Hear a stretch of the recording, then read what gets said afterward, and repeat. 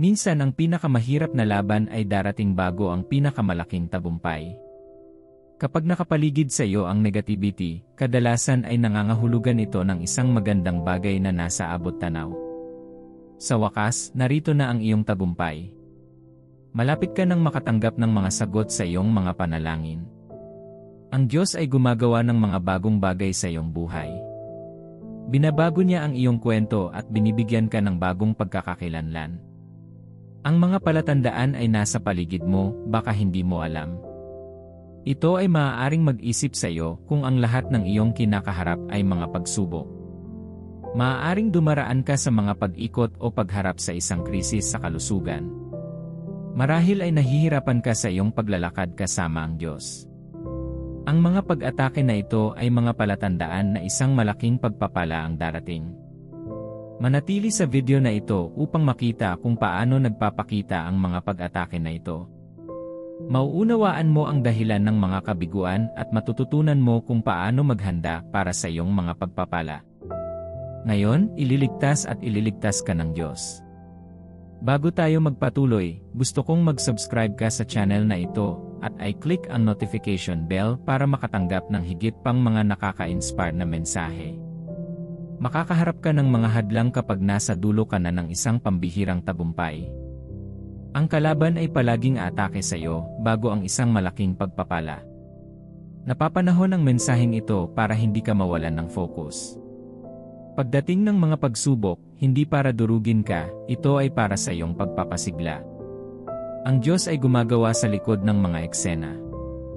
Ang tanda mo ay ang pressure na kinakaharap mo. Tandaan, laging madilim bago madaling araw. Kung sakit at kalungkutan ang lahat ng iyong kinakaharap, panatilihin ang iyong isip sa kapahingahan, kagalakan ay darating. Isang himala na hindi mo akalain na tatama sa iyo. Ang hamon ay pagpuposisyon sa iyo para sa pagtaas. Ang iyong mga pagsubok ay nagbubunga ng mas malalaking pagpapala. Kung sa tingin mo ay walang gumagana, huwag mawalan ng pag-asa. Gagawin ng Diyos ang lahat ng bagay para sa iyo. Buksan ang iyong puso upang matanggap ang mensaheng ito. Ito ay magtuturo sa iyo kung paano manindigan sa salita ng Diyos kapag inaatake. Pag-isipan ang mga palatandaang ito sa pagdating. Magbayad ng pansin at maging sensitibo sa kung paano nakikipag-usap ang Diyos sa iyo. Numero 1, sa pag-aantala ng sagot. Mabagal ba ang mga bagay kahit paano mo subukang pabilisin ang mga ito? Natagpuan mo ba ang iyong sarili na walang katapusang naghihintay para sa mga sagot? Nanalangin ka na ba at wala pang tugon sa matagal ng isyu? Kaibigan, hindi inaayos ng Diyos ang bawat pagkaantala. Minsan, may mga kakaibang balakid na lumilitaw sa iyong landas, pinipigilan ka nitong makatanggap ng mga sagot mula sa Diyos. Ito ay isang pag-atake kapag nahaharap ka sa hindi kinakailangang karera, pamilya, o pagkaantala sa akademiko. Ang mga pag-urong ay hindi nangyayari ng random, ito ay isang plano upang pigilan ka sa pagtanggap ng mga pagpapala. Kapag humakbang ka pasulong ngunit napaatras ka, ito ay isang senyales. Naririnig ng Diyos ang iyong mga hangarin at sinagot ang iyong mga panalangin. Sinasamantala ng kalaban ang pagpapaantala sa iyo. Si Daniel ay humiling at ito ay ipinagkaloob, ngunit may pumipigil kay Daniel na matanggap ang kanyang sagot. Ang anghel na ipinadala kay Daniel ay nahaharap sa isang hadlang. Sinasabi ng Daniel 10 oras 12 minuto 13. Pagkatapos ay nagpatuloy siya, "Huwag kang matakot, Daniel. Mula noong unang araw na itinakda mo ang iyong isip upang magkaroon ng pangunawa at magpakumbaba sa iyong sarili sa harap ng iyong Diyos, ang iyong mga salita ay narinig at ako ay naparito bilang tugon sa kanila. Ngunit nilabanan ako ng prinsipe ng kaharian ng Persya sa loob ng 21 araw. At si Michael, isa sa mga punong prinsipe, ay dumating upang tulungan ako sapagkat ako ay nakakulong doon kasama ng hari ng Persya. Tulad ni Daniel, maaaring maantala ang iyong mga sagot. Kapag naramdaman mo ang mga negatibong impluensyang ito, alamin na malapit na ang panahon ng iyong pagbabago. Nais ng Diyos na matupad mo ang iyong layunin. Inihahanda ka niya para sa isang turnaround. Gusto niyang isulong ang iyong buhay. Kung ikaw ay nahaharap sa mga hadlang, isa lamang ang ibig sabihin nito, ang iyong mga pagpapala ay darating. Huwag tingnan ang mga pag-atake bilang kawalan ng Diyos, sa halip, tingnan ang mga ito bilang isang alerto upang maghanda para sa pambihirang tagumpay sa hinaharap. Ikalawa, sa paghina ng iyong pananampalataya. Ang isa pang paraan kung paano ka inaatake ay sa pamamagitan ng pagdududa. Nararamdaman mo ba na ikaw ay kasalukuyang nakikipaglaban sa isang labanan? Ikaw ba ay sumusuntok ngunit tila hindi makalaban? Makakakita ka ng mga hamon na nangyayari sa iyong paligid. Habang nalampasan mo ang isa, magsisimula ang isa pang krisis. Wala kang pahinga, parang nagkakagulo ang lahat. Dinadala ng kaaway ang mga pagsubok na ito upang mawala ang iyong pananampalataya. Ang pag-atake kay Job ay sa kanyang pananampalataya. Nawala niya ang lahat sa isang araw, ang kanyang mga anak, asawa, negosyo, at lahat ng mayroon siya. Patuloy na sinasalakay ng kaaway si Job para pahinain ang kanyang pananampalataya sa Diyos. Gagawin na sana ni Pedro ang imposible, ngunit dumating ang isang unos upang subukan ang kanyang pananampalataya. Kapag ikaw ay nasa gitna ng isang pagsubok, kapag ang bagyo ay nagbabanta sa iyong kapayapaan, ito ay isang senyales upang asahan ang isang pagbabalik. Kapag ang kalaban ay dumating na parang baha, tandaan, hindi ito ang katapusan, ito ay isang bagong bukang liwayway para sa iyo. Habang humaharap sa mga pagsubok, madaling mawala sa isip ang iyong mga pagpapala. Sa ganitong mga sandali, maaari mong makalimutan ang mga pangako ng Diyos. Nalulula ka sa mga hamon at nagsisimula kang magduda sa Diyos. Minsan, kapag nahaharap ka sa pagpapahirap at paghihirap, mawawalan ka ng pananampalataya sa salita ng Diyos. Walang nagsisimulang magkaroon ng kahulugan. Ang nakikita mo lang ay mga krisis na nagtutulak sa iyo na lumampas sa iyong limitasyon. Maaari mong maramdaman na ang mga pagsubok na ito ay likas na sanhi. Minamahal, hindi ito ay isang pag-atake sa iyong pananampalataya. Ito ay isang plano upang pigilan ka sa pagtupad sa layunin ng Diyos. Kapag nahaharap ka sa mga sitwasyong nagbabanta sa iyong pananampalataya sa Diyos, maging alerto. Nangangahulugan ito na isang himala ang malapit ng mangyari. Huwag mawala ng pananampalataya, mawawala ang mga pagpapala kung hihinto ka sa paniniwala sa Diyos. Sinasabi ng Santiago 1:6-8. Ngunit kapag nagtanong ka, dapat kang maniwala at huwag mag-alinlangan, sapagkat ang nag-aalinlangan ay parang alon sa dagat, na hinihipan at tinatangay ng hangin. Ang taong iyon ay hindi dapat umasa na tatanggap ng anuman mula sa Panginoon. Ang gayong tao ay may dalawang isip at hindi matatag sa lahat ng kanilang ginagawa. Kapag nagdududa ka sa Diyos, isinasara mo ang mga channel sa iyong mga sagot. Dapat kang manatiling matatag. Darating ang iyong mga pagpapala. Hayaan ang mga pagsubok na bumuo at palalimin ang iyong pananampalataya sa Diyos. Si Job ay naibalik sa wakas. Tumanggi siyang mawala ang kanyang pananampalataya. Siya ay nanindigan sa mga pangako ng Diyos at sa kanyang pagkaunawa kung sino ang Diyos. Sa bandang huli, ibinigay ng Diyos sa kanya ang 2 beses sa nawala sa kanya. Ang mga pagsubok ay mga hakbang sa darating na pagpapala. Iyan din ang magiging karanasan mo. Bilang 3, pagtanggi at masasamang balak. Inaatake ng kaaway ang iyong mga relasyon kapag malapit na ang iyong mga pagpapala. Sinusubukan niyang putulin ang iyong relasyon sa mga taong makakatulong sa iyo. Nagdadala siya ng biglaang alitan sa pagitan mo at ng mga taong ito. Minsan walang dahilan para sa paghihiwalay. Nakikita mo ang pagkakaiba sa kanilang saloobin sa iyo. Napaharap si Joseph sa pagtanggi ng kanyang mga kapatid. Nadama nila na siya ay higit na minamahal at siya ang mamumuno. Kinamumuhian nila siya dahil naramdaman nilang mayroon siyang magandang kinabukasan. Nagplano sila ng masama laban sa kanya at ipinagbili siya sa pagkaalipin. Gayunpaman, ang pag-ataking ito ay umakay sa kanya sa mga pagpapala ng Diyos. Ito ang dahilan kung bakit hindi mo kailangang mag-alala kapag nahaharap ka sa mga pagkabigo, dalamhati at pagkabigo. Alam ng Diyos. Alam niya kung paano ka papaboran. Nagplano ang mga opisyal ng hari laban kay Daniel. Nainggit sila sa kanyang posisyon sa hari. Pumunta sila sa hari at kinumbinsi siya na pumirma sa isang utos, walang dapat manalangin sa sinumang Diyos o tao. Ang sinumang lumabag sa batas na ito ay mahaharap sa pagtapon sa yungib ng leon.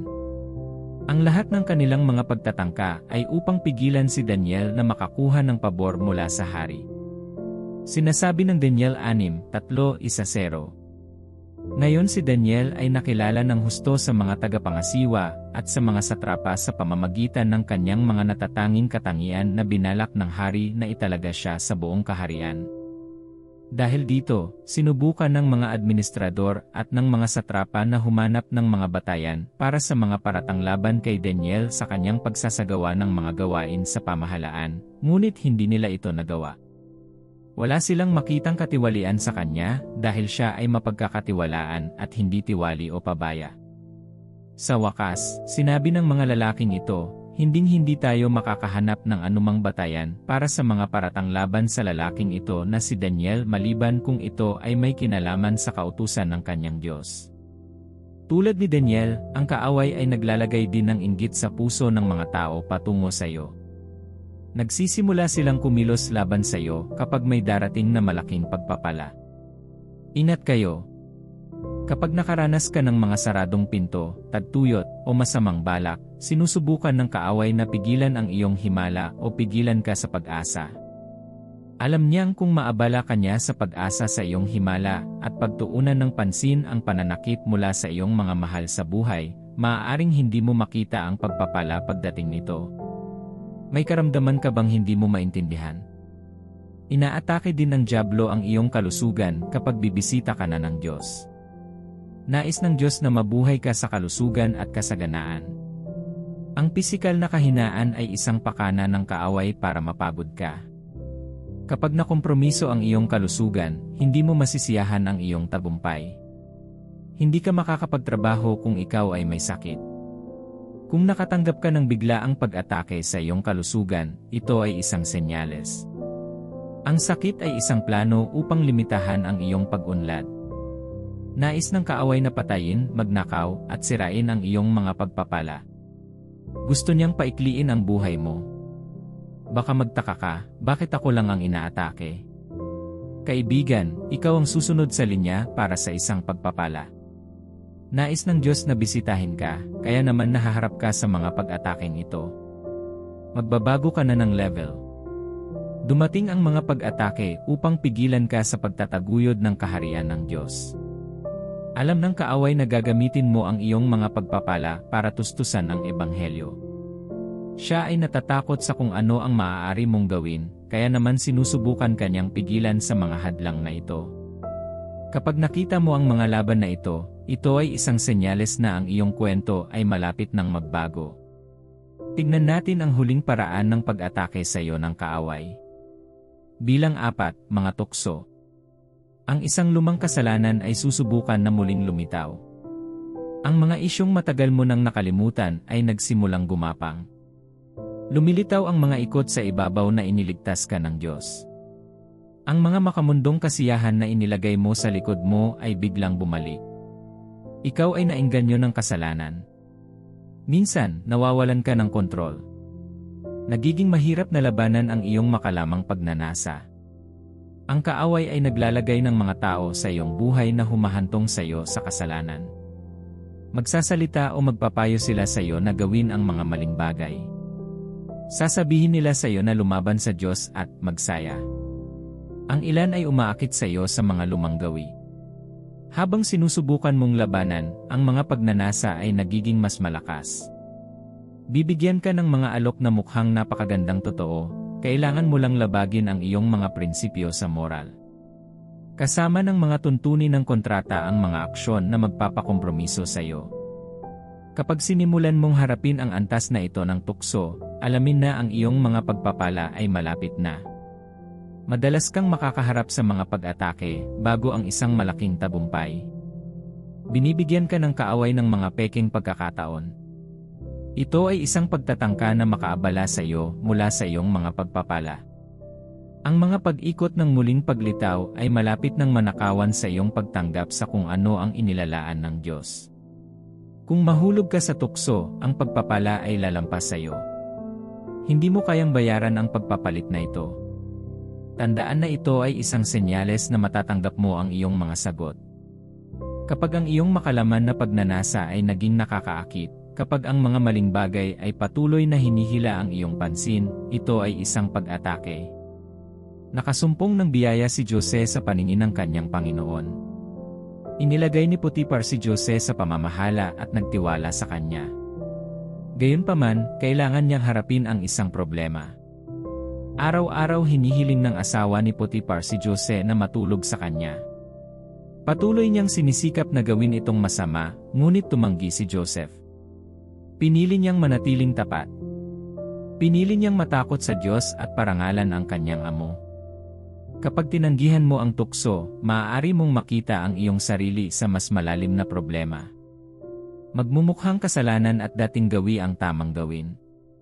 Nilabanan ni Joseph ang isang immoral na kasalanan, ngunit mukhang nagkamali siya ng pagpili.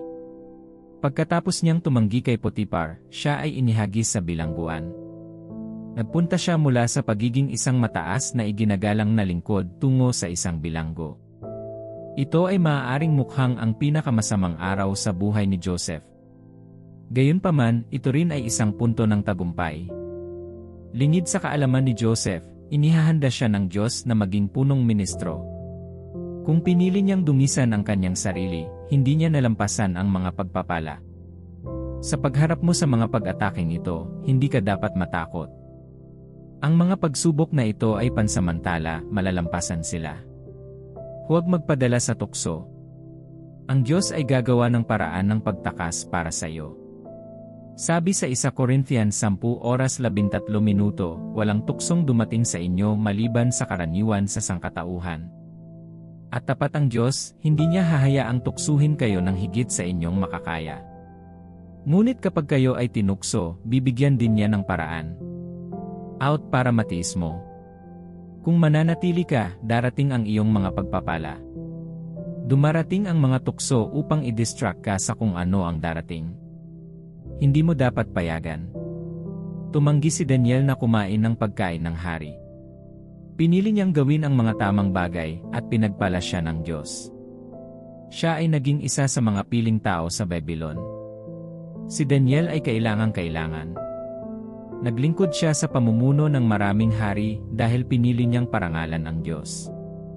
Si Daniel ay tapat at natanggap niya ang mga pangako ng Diyos. Binigyan siya ng Diyos ng maraming pangitain at panaginip. Siya ay may higit na pangunawa kaysa sa lahat ng mga salamangkero sa Babylonia. Kung dinumisa ni Daniel ang Diyos, hindi na niya makapasok. Kung patuloy kang lumalaban sa mga pag-atake na hindi mo maintindihan, tandaan na ito ay mula sa kaaway. Sinusubukan niyang pigilan ang iyong mga pagpapala. Ito ay isang espiritual na labanan, kaya dapat mong paghandaan ito. Hindi oras para magpahinga, hindi rin oras para mag-alala o magpanik. Panahon na ng digmaan. Madalas nakakalimutan ng mga Kristiyano na mayroon silang kaaway na napupuot sa kanila. Siya ay gumagawa araw at gabi na naghahanap ng mga paraan upang sirain ka. Nagtanim siya ng kanyang mga pag-atake sa mga paraan na hindi mo maiisip. Nagtago siya sa mga anino kaya hindi mo siya makilala. Binabalaan ng Biblia ang mga Kristiyano na huwag maging ignorante sa dyablo, kung hindi, linlangin niya sila. Ito ang panahon para isuot ang baluti ng Diyos at makipaglaban. Kahit na dumating ang kalaban sa iyo, hindi siya mananalo. Kung iingatan mo ang iyong sarili at mauunawaan ang iyong lugar sa Diyos, magkakaroon ka ng tagumpay. Wala kang depensa laban sa atake ng dyablo. Mayroon kang kapangyarihan at otoridad sa Diyos. Hindi ka niya binigyan ng espiritu ng takot kundi ng kapangyarihan. Sa pamamagitan ni Kristo, maaari mong madaig si Satanas. Hindi siya naninindigan laban sa iyo kapag kasama mo ang Diyos. Sa pagbanggit ng pangalan ni Jesucristo, luluhod ang bawat tuhod, bawat dila ay magtatapat at magpapasakop sa kanyang kapangyarihan. Iyan ang kapangyarihang ibinigay sa iyo ni Jesus. Nakalulungkot, hindi naiintindihan ng marami ang kanilang mga karapatan. Ang ilang mga Kristiyano ay nagdurusa pa rin sa awa ng dyablo. Hindi nila alam ang kapangyarihang ibinigay sa kanila bilang mga anak ng Diyos. Ang mismong puntong ito ang ginagamit ng kaaway laban sa kanila. Hindi mo kayang labanan ang iyong mga laban tulad ng iba. Tandaan, ikaw ay nasa mundo ngunit hindi dito. Inaatake ka ng iyong kaaway mula sa espiritual na kaharian. Ang kanyang mga ahente, bagaman pisikal, ay kinokontrol ng espiritual na kaharian. Ito ang dahilan kung bakit nabigo ang lahat ng iyong mga pagtatangka na lumaban gamit ang iyong lakas. Maling paraan ang ginagawa mo. Dapat mong maunawaan ang iyong otoridad bilang isang mananampalataya. Ipinakita sa iyo ng Diyos kung paano haharapin ang gayong mga pag-atake sa Efeso 6:10-13. Sinasabi nito, sa wakas, maging malakas sa Panginoon at sa kanyang makapangyarihang kapangyarihan. Isuot ninyo ang buong baluti ng Diyos upang kayo ay manindigan laban sa mga pakana ng dyablo. Sapagkat ang ating pakikibaka ay hindi laban sa laman at dugo, kundi laban sa mga pinuno, laban sa mga otoridad, laban sa mga kapangyarihan nitong madilim na mundo, at laban sa mga espiritual na puwersa ng kasamaan sa makalangit na mga kaharian. Kaya't, isuot mo ang buong baluti ng Diyos upang pagdating ng araw ng kasamaan, maaari kang manindigan, at pagkatapos mong gawin ang lahat, upang manindigan. Ang talatang ito ay nagpapaalala sa iyo na hindi ka nakikipaglaban sa laman at dugo. Ikaw ay nakikipagdigma sa mga kapangyarihan ng demonyo. Ipinapaliwanag nito kung bakit ka natalo sa tuwing lumalaban ka gamit ang pisikal na lakas. Dapat kang lumaban sa iyong espiritual na baluti. Ito ang tanging paraan upang manalo laban sa dyablo. Ang unang bagay na dapat mong gawin ay maging matatag. Tandaan, hindi ka nag-iisa. Ang Diyos ay nasa iyong panig at ang iyong mga sandata ay mas malakas kaysa sa kaaway. Magsuot ng baluti ng kabanalan dahil pinapanatili nito ang presensya ng Diyos sa iyo. Hindi mo maaaring atakihin ang kalaban kapag ikaw ay nasa kanyang koponan. Ang kasalanan, masasamang ugali, at pagnanasa ay mula sa dyablo. Kapag nabubuhay ka sa kasalanan, nagiging mahirap na labanan ang kaaway. Kailangan mo munang magpasakop sa Diyos. Sa pamamagitan ng pamumuhay na dalisay, maaari mong labanan ang dyablo, at kapag ginawa mo ito, siya ay tatakas. Dapat mong panatilihin ang iyong puso sa kapayapaan. Ang kapayapaan ay isang sandata laban sa dyablo. Hindi ito kapayapaan na nagmumula sa mundo, malalim itong nakaugat sa Diyos, kaya hindi ka maalis ng mga pag-atake. Salubungin ang kapayapaan ng Diyos sa iyong buhay. Manatili sa kanyang kapahingahan kapag nahaharap ka sa mga unos ng buhay. Ang mga disipulo ay nasa bangka kasama ni Jesus, ngunit hindi nila maintindihan paano magiging kalmado ang isang tao sa gitna ng matinding krisis. Sino ang natutulog kapag may napakaraming isyu? Iyan ang epekto ng panloob na kapayapaan. Hindi sila lumubog sa alon dahil kasama nila si Jesus. Ipinakita niya sa kanila ang kanyang gustong tugon sa bawat unos, ngunit hindi nila ito nakuha. Si Jesus ay natutulog sa gitna ng bagyo. Ito ay nagpapakita ng isang malakas na pakiramdam ng kapayapaan at katahimikan. Itinuro niya sa kanyang mga disipulo ang isang tahimik na aral, nalalabanan nila ang mga unos sa pamamagitan ng pamumuhay ng payapa. Kapag nag-aalala ka tungkol sa mga pag-atake ng kaaway, kulang ka sa kapayapaan. Kapag pinili mong maging balisa sa halip na makatanggap ng kapahingahan ng Diyos, madali itong talunin. Hayaang gabayan ng katahimikan ang iyong puso sa bawat unos. Panatilihin ang iyong kapayapaan. Kasama mo ang Diyos sa bagyo. Kung ikaw ay nagpapahinga sa Diyos, ang mga pag-atake ng kaaway ay hindi titigil sa iyong mga pagpapala. Ang susunod na baluti na dapat mong gamitin ay ang kalasag ng pananampalataya. Tinatanggal ng sandata na ito ang lahat ng pag-atake ng dyablo. Tulad ng pamatay ng apoy, pinapatay nito ang nagniningas na mga palaso ng dyablo. Sa tuwing umaatake ang kaaway, pinupuntirya niya ang iyong pananampalataya sa Diyos. Kung kaya kanyang huminto sa paniniwala sa Diyos, nanalo siya. Siya ay nagdadala ng pagtanggi, pagkabigo, at mga hadlang sa iyong paraan. Simple lang ang plano niya para mapagod ka. Gusto niyang mawalan ka ng pananampalataya sa Diyos. Sinusubukan niyang alisin ang mismong sandata na nagbabantay sa iyong puso. Mga minamahal, dapat mong hawakan ng mahigpit ang iyong paniniwala sa Diyos. Huwag hayaan ang kaaway na gayumahin ka sa mga pag-atake. Ang iyong mga pagpapala ay mas malapit kaysa sa iyong iniisip. Ang mga pag-atake ay mga senyales na mayroon kang isang himala na patungo sa iyong paraan. Dapat mong hawakan ang iyong kalasag ng pananampalataya. Simulan mong pawiin ang lahat ng nagniningas na kupido na ibinato sa iyo. Upang manalo laban sa kaaway, dapat kang manatili sa salita ng Diyos. Ang kaaway ay umaatake at nanalo laban sa maraming mananampalataya dahil hindi nila pinag-aralan ang kanilang mga Biblia. Kapag nagninilay-nilay ka sa kasulatan, nalantad sa iyo ang mga plano ng dyablo. Papatayin nito ang sorpresang makukuha mo sa tuwing umaatake siya. Magiging handa ka pagdating ng kalaban. Ang salita ng Diyos ay ang tabak ng Espiritu. Ito ay mabilis at makapangyarihan, sinisira ang mga hadlang ng kaaway.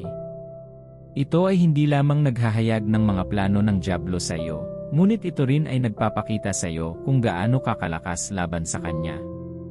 Kung gusto mo ng tagumpay, dapat mong pag-aralan ang banal na aklat. Gumawa ng isang paraan ng pamumuhay nito at hanapin ang kapangyarihan sa iyong kaaway. Tingnan ang mga pangako ng Diyos sa iyo sa pamamagitan ng salita at huwag kalimutan ito. Kaibigan, hindi mo magagawa ng walang panalangin. Ito ang iyong lifeline. Makakakuha ka ng lakas sa panalangin. May kapangyarihan itong baguhin ang mga sitwasyon. Sinasabi sa Santiago 5:16 na minuto, ang panalangin ng taong matuwid ay makapangyarihan at mabisa. Sa pamamagitan ng panalangin, maaari kang magkaroon ng kalayaan at talunin ang kaaway. Kapag umatake ang dyablo, huwag matakot.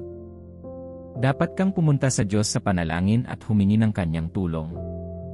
Ang Biblia ay nagpapaalala sa iyo na manalangin ng walang tigil. Walang masyadong malaki o maliit na dapat ipagdasal.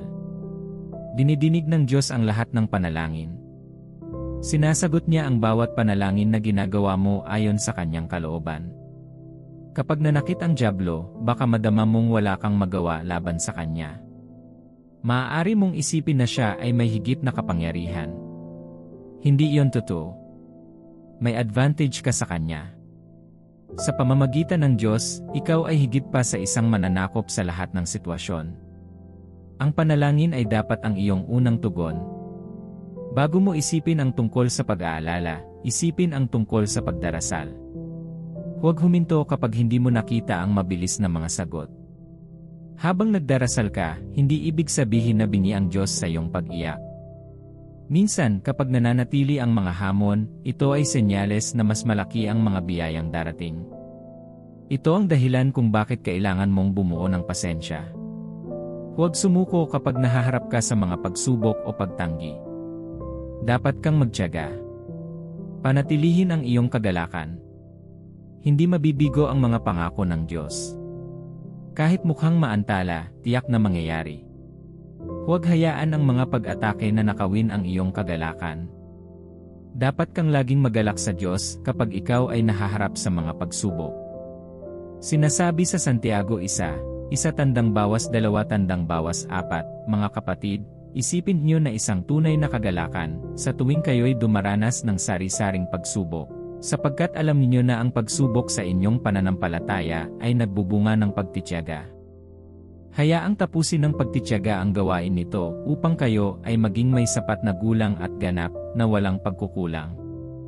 Ang mga naghihintay sa Diyos ay hindi kailanman mapapahiya. Bagamat naantala ang iyong mga pagpapala, darating ang mga ito sa takdang oras. Kapag nakaramdam ka ng kahinaan, tandaan na hawak ka ng Diyos. Hindi ka niya iiwan o pababayaan. Ang Diyos ay naroroon habang kinakaharap mo ang mga pag-ataking ito. Siya rin ay naghahanda ng mga pagpapala na magpapasilaw sa iyo. Pupunasan niya ang iyong mga luha at magdadala ng tawa. Para sa iyong kahihiyan, bibigyan ka ng Diyos ng dobleng pagpapala. Maghahanda siya ng mesa sa harap mo sa harapan ng iyong mga kaaway. Kung nahaharap ka sa mga tukso, pagkaantala, hindi nasagot na mga panalangin, bigla ang pagtanggi, o mga issue sa kalusugan, huwag matakot. Kasama mo ang Diyos. May magandang balita na naghihintay sa iyo. Ang Diyos ay nasa iyong panig. Ibinigay niya sa iyo ang baluti na kailangan mo para talunin ang dyablo. Tumayo ng matatag. Gamitin ang otoridad na ito laban sa dyablo, at ikaw ay magtatagumpay. Kaya huwag mong mararamdamang nag-iisa o inabandona. Okay lang mawalan ng lakas, pero tandaan mong manalig sa Diyos. Ang kanyang biyaya ay sapat na para sa iyo. Kung handa ka nang humingi ng tulong mula sa Diyos, samahan mo ako ng may bukas na puso habang kumokonekta tayo sa kanyang banal na kakayahan. Manalangin tayo. Ama sa langit, ikaw ang lumikha ng sansinukob. Nagpapasalamat ako sa regalo ng buhay. Salamat sa pagkakataong makita ang isang magandang araw, ito ay iyong pagpapala sa akin. Ikaw ang aking tagapag-ingat at tagapagtanggol. Hinahangaan kita dahil sa iyong pagmamahal sa akin. Araw-araw kong tinatamasa ang mga pakinabang ng iyong pagmamahal. Salamat sa pagtuturo sa akin tungkol sa mga espiritual na pag-atake na dumarating kapag malapit na ang aking mga pagpapala. Itinataas ko ang iyong pangalan magpakailanman. Mahabaging Hari, hinihiling ko ang iyong awa sa aking buhay ngayon. Patawarin mo sana ako sa bawat sinasadya at walang malay na kasalanan na maaaring nagawa ko. Linisin ang aking puso at gawin akong karapat-dapat na makita ka ngayon. Mangyaring hanapin ang aking puso para sa bawat paraan na hindi naayon sa iyong kalooban. Hinihiling ko na ipagkaloob mo sa akin ang biyayang mapasaya ka. Hayaang ipakita ng iyong banal na espiritu ang bawat gawa ng pagsuway sa aking buhay. Alam kong mas mataas ang iyong mga iniisip at mas mahusay kaysa sa akin. Ibinibigay ko ang aking kalooban sa iyo. Mangyaring bigyan ako ng karunungan at pag-unawa upang talikuran ang kasamaan. Tulungan mo akong hindi maligaw habang inihahanda mo ako para sa isang pagpapala. Mangyaring hawakan ang aking kamay sa paglalakbay na ito at tulungan akong piliin ang katuwiran kaysa kasalanan. Mangyaring gabayan ako sa iyong paglalakad. Lumapit ako sa iyo ngayon na may mapagpakumbabang puso, humihingi ng patnubay at lakas sa pagharap ko sa mga pagsubok sa aking Kristiyanong paglalakbay. Mangyaring tulungan akong malampasan ang mga ito. Dalangin ko na buksan mo ang aking mga mata upang makita ang mga relasyon na hindi na nagsisilbi sa iyong layunin sa aking buhay. Ayokong makipamatok ng hindi pantay sa mga hindi naniniwala, kaya tulungan mo akong putulin ang mga umaakay sa akin sa kasalanan. Inaamin ko na may plano ka para sa akin. Alam kong hinding-hindi mo ako bibigyan ng higit sa aking kakayanin. Mangyaring tulungan akong magtiwala sa iyong nakapagliligtas na biyaya sa mga panahong ito ng pagsubok. Hinihiling ko na bigyan mo ako ng biyayang maghintay at manalig sa iyo. Hindi mo ako binigyan ng espiritu ng takot kundi ng katapangan at isang matinong pag-isip. Matuwid na Diyos, mangyaring bigyan ako ng lakas ng loob na tumayo ng matatag sa kahirapan. Tulungan mo akong manatiling matatag sa aking mga paniniwala. Sa pamamagitan ng mga pag-atake, dinadalisay at pinalalakas mo ang aking pananampalataya. Maaring mahina ako, pero kaya kong harapin lahat ng ito kasama ka. Kapag ang mga sitwasyon sa paligid ko ay tila napakabigat, mangyaring ipaalala sa akin na palagi kang kasama. Gabayan at bigyan mo ako ng biyaya na huwag sumuko. Tulungan mo akong magtiwala sa iyong kabutihan. Kapag dumating ang mga tukso, bigyan mo ako ng biyayang tumayong matatag. Ipaalala sa akin na malapit na ang aking tagumpay. Tulungan mo sana akong huwag sumuko sa mga kasinungalingang ipinapadala niya sa akin. Panatilihin ang aking mga mata na nakatuon sa iyo kapag dumating ang mga tukso. Pag-alabin ang aking pagiging sensitibo sa tinig ng Diyos kapag sinusubukan ng dyablo na magmungkahi sa akin ng mga maling kaisipan. Ipaalala sa akin na nagbubukas ka ng mas magagandang pinto kapag ang lahat ng mga pinto ay tila sarado laban sa akin. Mangyaring tulungan akong huwag ipagpatuloy ang pag-iisip sa aking mga nakaraang pagkalugi, ngunit upang tumuon sa hinaharap. Turuan mo akong malaman na makikita mo ako. Hayaang magpahinga ang puso ko sa iyo, Panginoon. Hinihiling ko na ibigay mo sa akin ang iyong kapayapaan na higit sa lahat ng pangunawa. Bigyan mo sana ako ng lakas na tumayo kapag dumarating ang mga alon ng kahirapan. Tulungan mo akong patuloy na tumingin kay Jesus kapag pakiramdam ko ay nalulunod na ako. Mangyaring ipaalala sa akin ang iyong presensya sa bagyo. Huwag na huwag akong lalayo sa iyong abot.